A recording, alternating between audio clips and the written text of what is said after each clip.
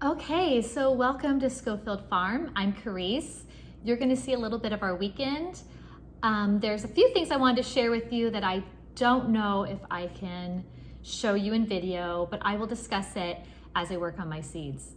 Let's get started with Friday. It is basically spring. I mean, we're going to have rain for a solid week and maybe some winter, they call it winter mix, but I think we're almost getting to spring. Let me show you my daffodils just starting to bloom. My daffodils are blooming. They're so short, which is really cute. Let me see if I can show you how short they are. See that? I don't know, but they're beautiful. This one's not quite yet. Those are, oh, that one almost is. We've got a little bit of spring over here. These daffodils are not blooming, but look at my weeping plum. I don't know if you can tell, but oh, they didn't freeze. Hopefully we don't get any more freezes. No irises blooming yet. That's okay though. I need to edge them a little bit because there's so many gophers. But this plum tree, gotta see this. Look. Oh man, it's so pretty. So beautiful. Also, I wanted to show you, I finally picked up some seed potato. This is just from Tractor Supply. They actually went up $2 a bag, unfortunately. Last year they were $5.99, this year $7.99. I just got the Yukon Gold and, let's see, Red Norland. I am not gonna overbuy this year. I don't have tons and tons of room for potatoes. Last year I bought 3 bags and I didn't have room. So this year I'm buying less, and then hopefully I'll be able to plant them all and get a better crop because they won't be as crowded in my little potato area. So one of you in a comment told me about in-ground citrus to put like an insulation tube on the trunk by the graft. And I'm going to show you that we did that yesterday. Thank you so much for the advice. This is one of the best things about doing social media and YouTube is gardeners helping gardeners. I apologize for the music. My neighbor has very loud music. Now these are not looking the best in the world, but we've got that right there up over the graft. That one does not look super great. Okay. But I'm not going to pretend like this mandarin looks amazing, but it's alive. And now we have this insulation type of foam stuff on it. Keep it covered. We don't have that many really cold days left, I don't think. So hopefully that gets us through the end, and then we'll fertilize and see how they're doing later. Okay, to give you an update on my different seedlings, these are my tomatoes. Almost all of them have germinated. There's a few like here that haven't. Here are my peppers. Most of them have been moved up a cup size, not quite all. Let's see. In here, I have, let me try to show you, celery that was planted way too close. There's tons in there. Beets that I need to start hardening off because those can be planted soon. In here, look at this. Most of my eggplant are just starting to germinate, and a couple of my loofah. And I replanted a bunch of pepper seeds, so we'll see if those come up.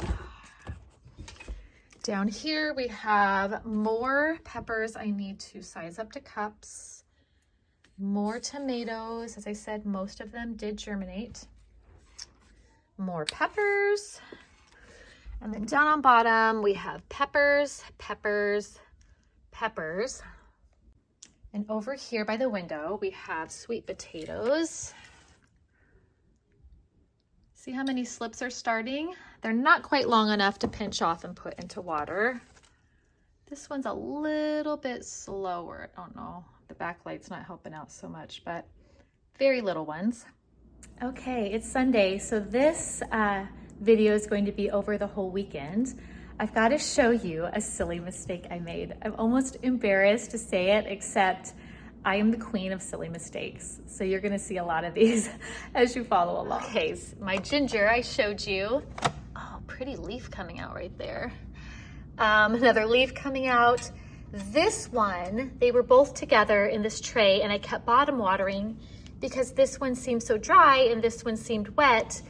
And I finally turned this over today and there were no holes at the bottom. I had only drilled holes in the bottom of this one. So I am surprised this one has even made it. It basically made it by me spritzing it. So I put some water in the bottom and I'm only bottom watering this one, but oh my, silly mistakes are my jam. So I've got to have some coffee for all that I'm doing today. And in case you think that I've got it all together, my family left for church this morning with a mess all over the kitchen. And I stayed home with a sick kid. So definitely do not have it all together, but I'm still gonna work on plants.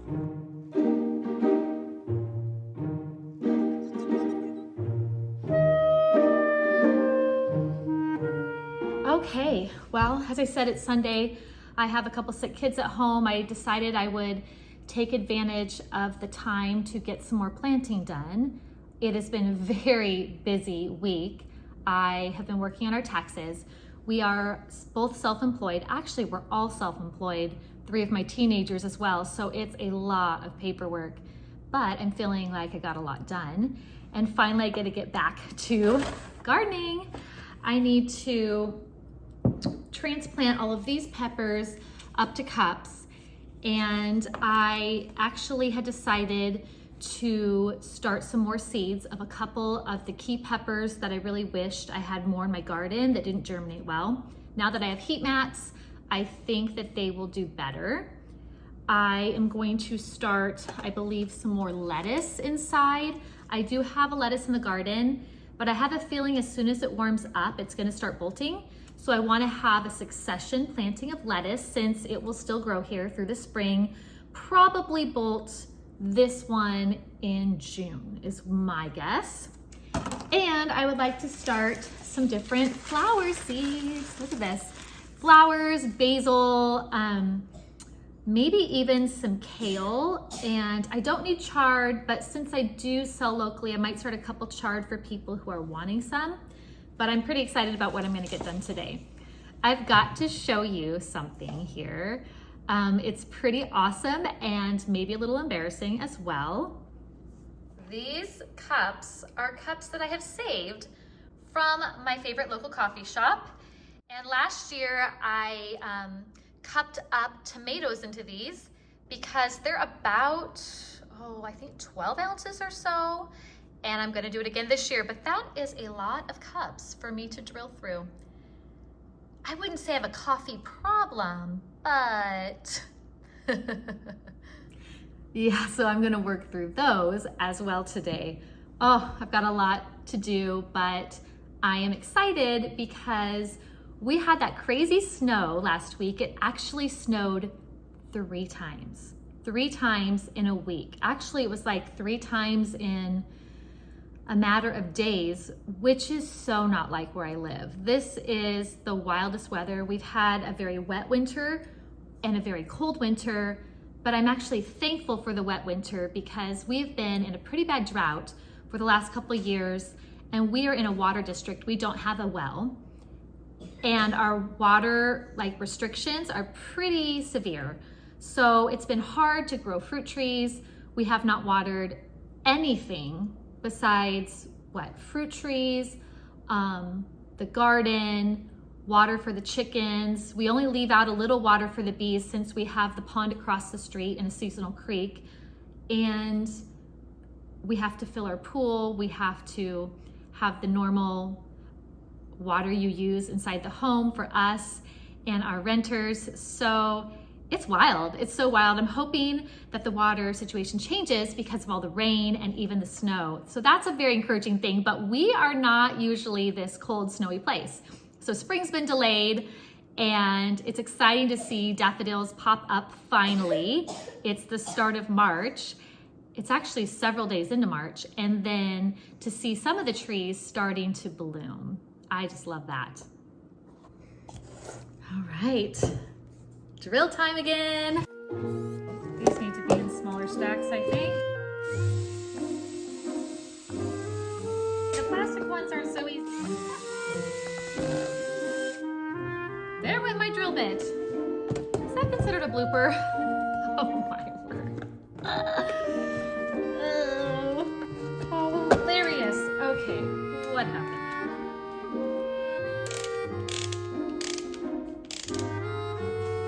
I think that stack was too thick.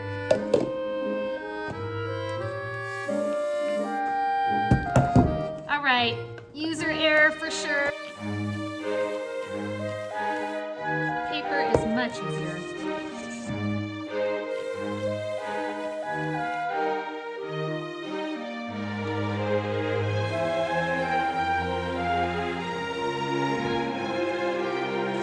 How far down this actually drills, and I realized the bottom 2 cups did not get holes.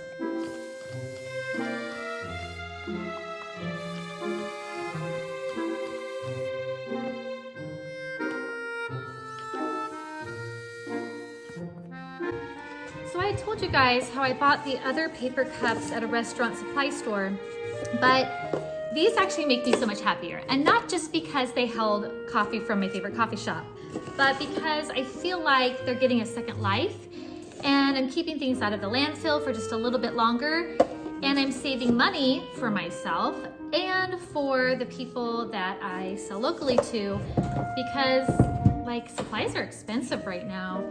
So this is such a great way to reuse things. I don't know if any of you get coffee to go ever, or sit at a local shop and drink coffee out of paper, but I'd encourage you to think about reusing them. They are great size for tomatoes.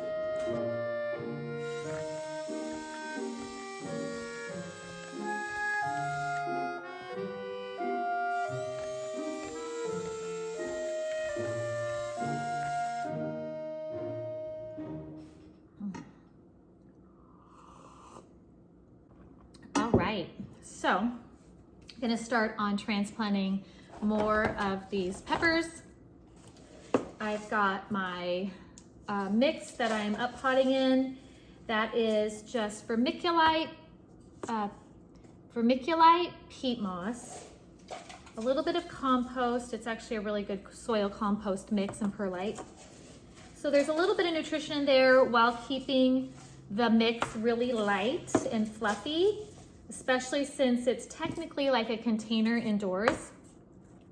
So one thing I wanted to show you yesterday, not sure how much I can show you because my husband's video is a little bit graphic, but we actually butchered our first 3 roosters on our little family farm yesterday. My husband and kids worked on it, and we actually have done meat chickens a long time ago in the past with a friend of mine, and we went in with her and another family and raised them at her property because we didn't have property back then, and we didn't have a lot of room. And my kids helped butcher those back then. I think each family got 6 hens, 6 meat hens. And that was a great experience, but it's been years. It's been years since we did that. And we decided that we were going to have a broody hen hatch out chicks last year from eggs, fertilized eggs, because we do have 5 roosters. And I told the kids, if the chicks end up being roosters, we were either going to have to rehome them or we were going to have to eat them, because 5 roosters for our size flock, it's still not quite on what the ratio you would like it to be. So I thought it would help if we added hens to our flock, but we definitely cannot add roosters, as much as I am a sucker for a beautiful rooster. Well, 3 of the 4 eggs that hatched, we only put 5 under her and 1 was a dud, were roosters. And the 1 hen was picked off early by a hawk when we let the mama, broody mama, out with the chicks when they were just like a couple weeks old. So that was kind of tragic, but it was such a great learning experience. I was hoping to share you a little bit of the footage without being too graphic. Oh my God! Mom's put a sad song on this. More like ripping. A very I imagine not pluck out, satisfying. pluck, and I imagine Very satisfying, huh? It's not like. Daddy, so what are you boiling? But he got some pretty close-up graphic stuff. So I'm probably just gonna tell you about the experience. I was not there for it because, well, interestingly enough, I used to be a vegetarian for all of my teen years. And, you know, a lot of it actually had to do with that I had a hard time with the concept of eating an animal. Now, I know that's fine. I know it's not a big deal. I eat meat now. I started eating meat in my early 20s and have ever since, but it honestly was a hard hurdle for me. So I understand why some people might not want to see something graphic of butchering our own birds. However, it is a comfort to me to know that those roosters lived a really good life. They got a free range. They got, like, by free range, I mean they had access to our whole pasture backfield area. They had a lot of room. They lived happy lives. They were loved. They were cared for. And I don't know if I can say the same for all commercial sold chicken that we buy at the store. Even if we buy organic or if it says free range, I don't actually firsthand know what kind of life those birds lived. So yeah, I do eat meat now, and we eat a lot of vegetable-based meals. We don't eat meat every meal. I still am highly influenced from when I was a vegetarian. I love produce. I love to make lentils and different meatless meals, but we do eat meat, and I always feel better eating something where I know how it was raised. I know that's not always possible, but because it is possible for us, I'm very thankful that these 3 roosters gave their life to serve our family and to nourish us. And I honor their life and I honor their sacrifice. And I hope that they, and I know that they lived a good life while under our care, which makes me feel a lot better. This is something we're probably gonna do more regularly on our little farm. My boys, a couple of my younger boys who are the chicken farmers, are already asking if we can let a broody hen hatch out eggs again, and they are fully signed up for the fact that some might be to eat and some might be to lay eggs. So I think it was a good experience for my kids as well to learn the skill and to be able to know even more where their food comes from. Right now I am potting up, let me show you. They are red Yolo Wonder Bell peppers.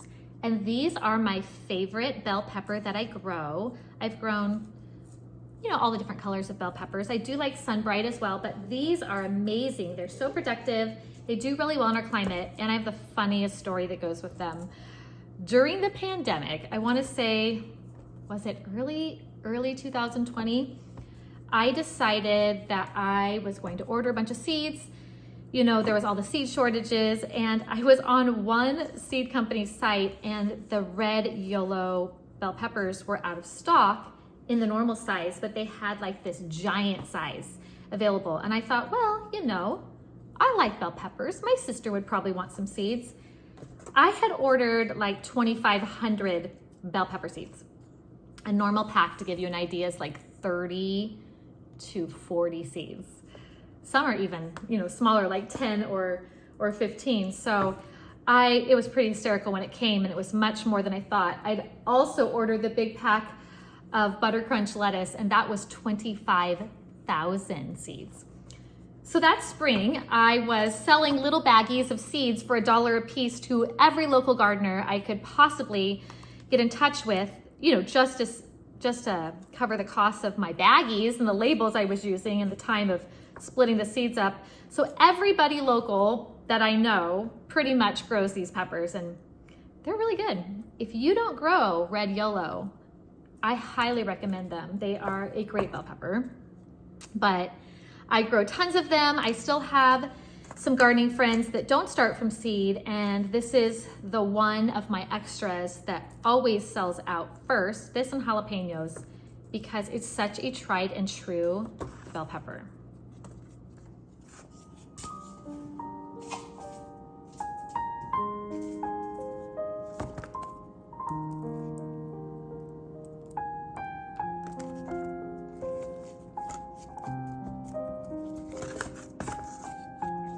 Pretty easy to separate pepper starts. They just untangle and they're pretty happy. So unless there's a really unhealthy one, I always save the extra and I go ahead and plant it. See, watch this, just untangle the roots. You don't even have to be crazy careful about it. I'm a little bit careful, but this one is less because it's smaller. It doesn't really have its true leaves yet. This one has got much better roots. Get them down there in the soil.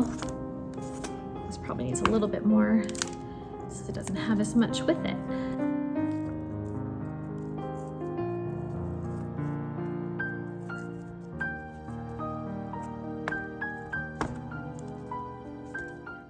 Trying to decide which flowers to start, and there's a bunch that I stuck in here that need cold stratification. I'm gonna pop them in the freezer for just a day or two and see if that helps.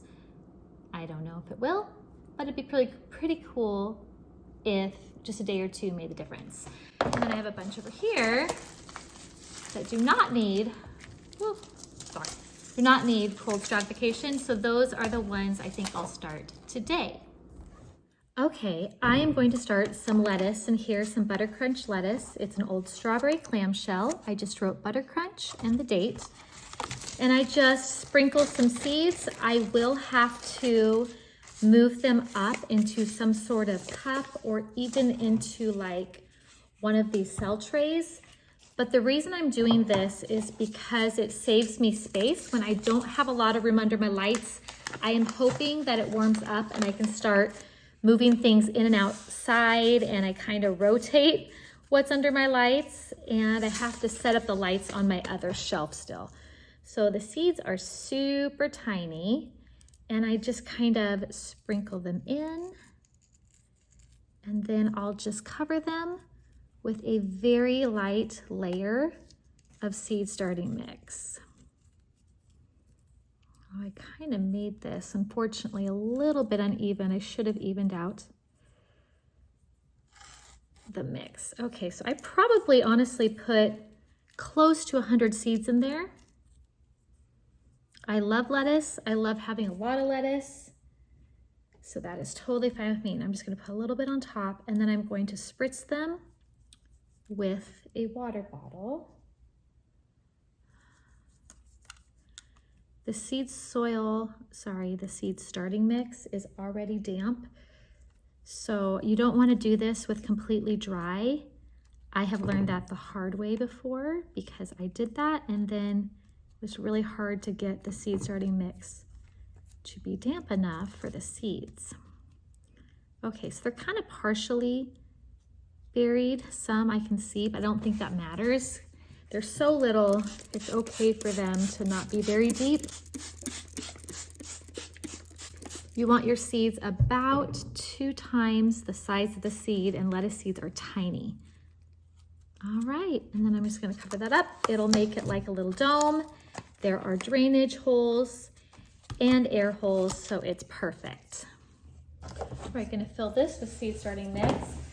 I think I'm going to do basils and some different herbs in this first. I think half of the problem for me of starting seeds is deciding what I'm starting and how many I'm starting. And I feel like I'm always over starting, which is fine if you have someone to give them to or room, but I just always want to make sure things germinate. All right, here we go. Okay, this tray is going to be Tulsi basil, Mammoth basil, Thai basil, Emily basil, which is the traditional basil, Dill, cilantro, summer savory, and wild bergamot, which is bee balm. And then I'll do another tray of herbs, and then I'm gonna do some flowers, I think. This is my first time growing Tulsi basil. My friend gave me some that she saved from her garden. I'm so excited because I love basil tea, and I do a lot of stuff with medicinal herbs. I drink an herbal tea like every night, but I also like doing Thai basil as an iced tea. So I'm gonna do this as an iced tea as well. I'm just doing 6.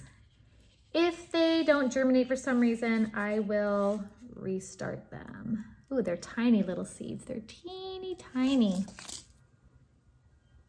These barely need to be covered at all because they're so small. I almost don't need to cover them, right? Okay, there are those. And now we're gonna do the Mammoth basil. This is great. This is like huge lettuce leaf size basil. I really like it. I use it on sandwiches. I use it to make pesto. We just love basil, so I like all different kinds. These are a little bit bigger than the Tulsi basil seeds, a little bit. Still not very big at all. And I'm just doing 6, so just 1 per cell.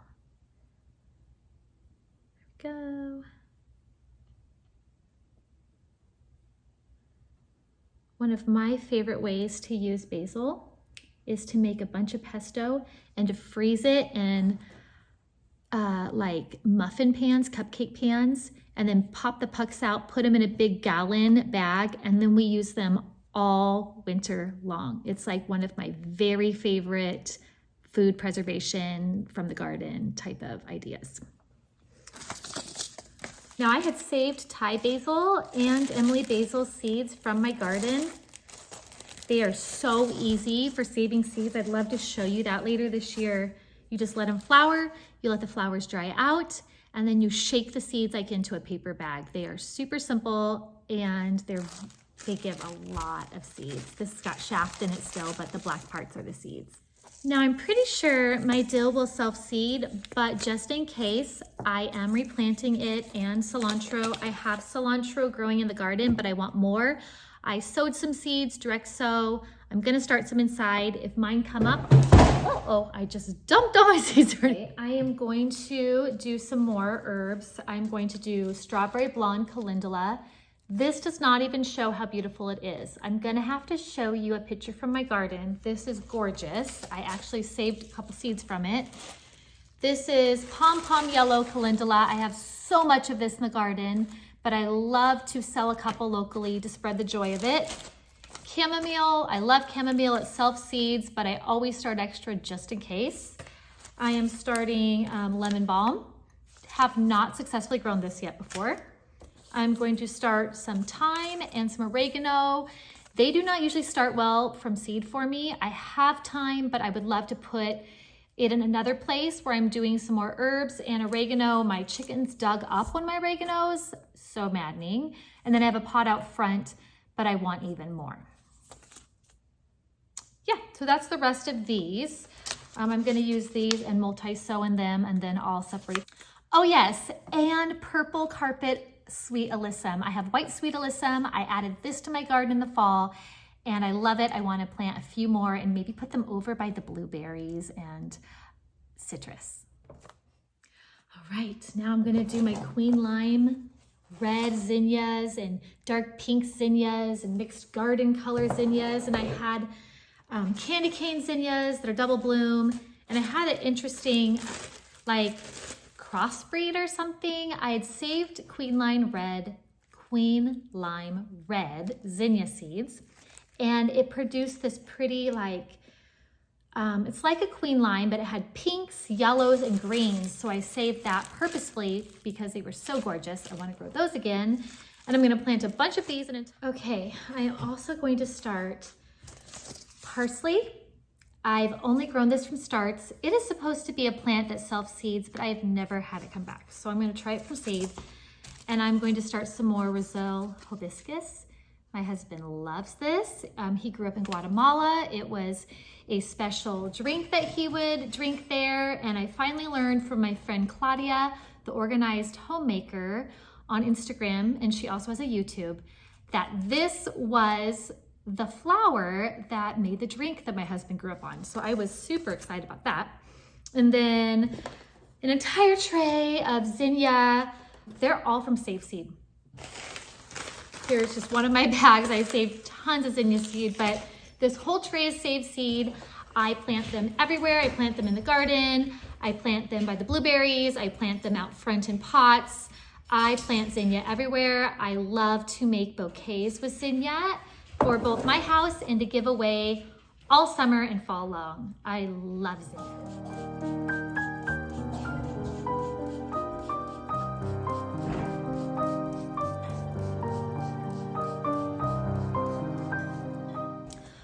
Okay, flower seeds that I'm starting besides the, the Zinnias.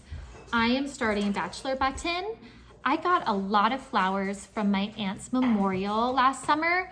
So there's gonna be a lot of flowers I haven't tried before because since I was making up the, what are they called? Like favors. It's not really a favor, but you know what I mean. The little memorial things.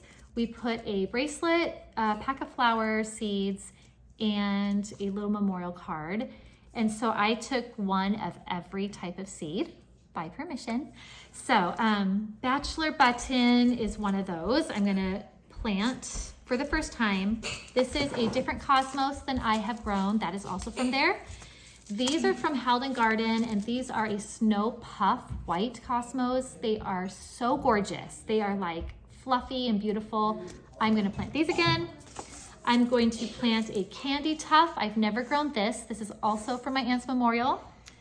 I'm gonna plant a forget-me-not. I have grown these one time. I grew them from my brother-in-law's mom's memorial, and I got more from my aunt's memorial. I'm going to grow straw flower for the first time, also from the memorial baby's breath. I have never grown baby's breath. I'm going to try these this year. I'm going to grow Clarkia. I have not been super successful with Clarkia. They're so pretty and they'd be great in a bouquet, like a vase. So hopefully these do well. I'm gonna grow Rudbekia, and I cannot find my seed packet. So these are my save seeds. I have not tested germination. So here's hoping. Then I have about a dozen more flower seeds in the freezer, cold stratifying. My aunt and I shared a love of gardening, and I am so excited to honor her just by having flowers in her memory. I have a rose bush out front in memory of my brother-in-law's mom, Mary, and it makes me happy every year that it blooms. I feel like Mary is saying hi and just loving us from heaven. And I planted some seeds last year, some sunflower seeds in honor of my friend Marilyn, who had passed away, who also was a gardener, who had given me my first bird netting so that the birds wouldn't eat all of my direct sow seeds. So anyway, I just love to plant things in honor of people. It's a special way to think of people because I love to spend time in my garden. It's a place that I find therapy for my own anxiety and when I'm working through things in life. And just to have memories of people that I love and care about is super special. So I'm hoping that these flowers do really, really well. One place I want to plant them, the chickens could get to them, so I might need to figure out a way to protect them until they're a little bigger from the chickens because I really want them to succeed. I soaked my nasturtium seeds. I didn't soak them for 24 hours, only about 3 or 4 hours since I've been working on planting seeds, but it's better than nothing.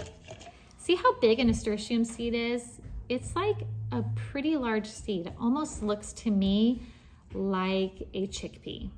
Oh, there, you can see it. So those need to be planted a little deeper than the rest of my flower seeds because they're bigger. Now, nasturtium should come back. I have some in the garden. I've planted them 2 different years. They did come back, but I always like to have it kind of an insurance policy in case. I can always give some away or sell some, but I don't want to have a garden without them. And since I heavily mulched for the winter, it always makes me a little nervous that maybe some of the things that self-sow won't come back. So that's why I am planting a lot more. These are so pretty to me. I know not everyone is a fan of nasturtium, and I know they're kind of trendy, but I really like them. I don't really eat them. I know they are edible. They taste pretty peppery. Maybe I'll try to eat them this year because they're super pretty, but I just like having them in the garden. I like beauty. Rudbekia is so small, and since I don't know if the germination will be good, since I saved these seeds, I didn't test it. I'm going to put a couple in every cell to give a better chance of germination. I'm just going to sprinkle those in. Oh, that's probably too deep in that cell there. These are so pretty, and they're supposed to do really well. Mine died from the heat last year, so I'm hoping they do a little better this year. People also call them Black-Eyed Susan. Candytuft, I've never seen these seeds before. Oh, these are nice. A little easier to see. They're not huge, but they are, let's see if I can show you. They're easier to see than like the Rudbekia are.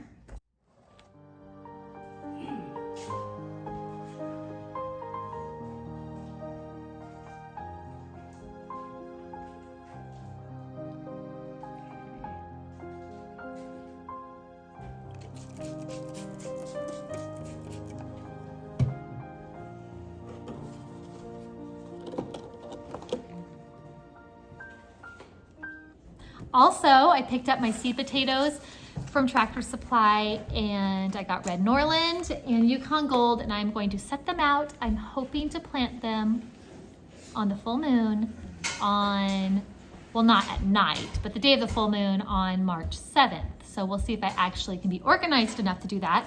But I'm gonna take them out, set them out. They've got a lot of good eyes on them. They were $2 more than last year. That's sort of a bummer, but they still should get us a lot of potatoes. Now I'm gonna make sure I at least have them about 2 inches, which I'm gonna probably plant this whole one. This one I might cut in half or so, and then make sure I at least have 2 eyes per potato. And if I do this like this, see that? I'm gonna put them side up so they blister. This has got a really good one growing. Okay, I'm gonna work on this. And then I'm gonna show you one last thing before I go. Let's see. There we go. Cut side up so they can blister, and I think I'll have them blister like 2 days or a day and a half essentially before I plant. The last thing I'm going to do with you before I go today is show you how I grind my garlic powder. I started with garlic, like the garlic over there on the wall, and I sliced it thin, and then I dehydrated it into my dehydrator. Now these I probably dehydrated on a lower setting. I think it was right around the herb setting, maybe just a little bit more, like around 100. And I dehydrated them for a long time because some of them were thicker than others. And so they're like this, they're like crunchy. I'm just gonna put them all into my little herb grinder and grind them up, pulse it, and then I will have beautiful garlic powder. This is a great way to preserve the harvest when the garlic seems like it's not really gonna last a whole lot longer hanging on the wall or in a basket. And then we can use garlic until we have fresh garlic again as well. We do have a few heads of fresh garlic that are fine, but some of them look like they were telling me they were about done. So garlic powder it is.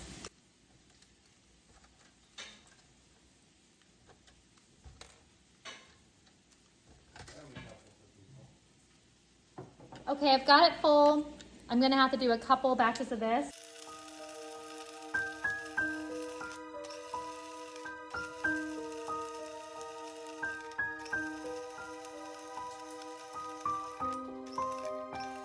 Okay, let's see how this worked.